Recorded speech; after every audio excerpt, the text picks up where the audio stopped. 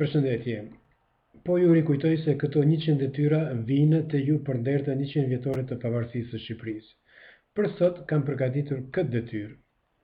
Sa kilogram plumb mund të përfitohen për 1 tonelate sulfur të plumbit të pastërt? Janë dhënë masat atomike relative të plumbit, të sulfurit dhe të oksigjenit. Dheheja sulfure, pra sulfura e plumbit ose galena ose galeniti, së pari fërgohet dhe shndrohet në dhehe okside sepse është shumë vështirë që prej dhehes sulfure të fitohet direkt plumbi metalik. Pra ky është reaksioni i fërgimit të sulfurës së plumbit, me që rast fitohet oksidi i plumbit. Dhe natyrisht lirohet dioksidi i sulfurit.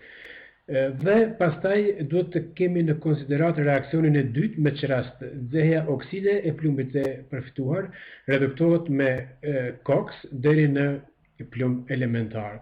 Tani fillojmë llogaritjet për reaksionin e parë, se prej 2 herë masa molekulare e sulfurës së plumbit, masa molekulare relative, kemi 2 herë masën molekulare relative të oksidit të plumbit, sikurse që prej 1000 përfitohen X, nuk e dim sa, dhe më thonë prej 1 tonelate, që 1 tonelat i ka 1000 kg, dhe pas llogaritjeve shohim se fiton 933 prej 11 kg oksid të plumbit.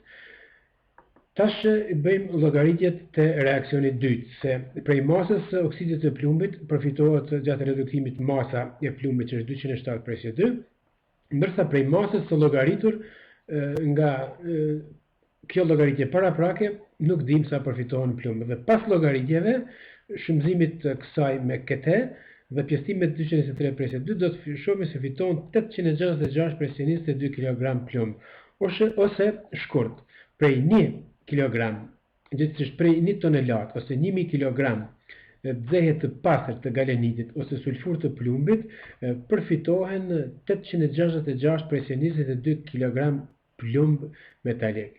Kjo ishte e tëra. Besoj se ju pëlqeu kjo detyrë dhe do t'ju shërbejnë në zgjerimin e njohurive të juaja. Shihemi në detyrën tonë të radhës. Deri atëherë, mirëmbëjtje.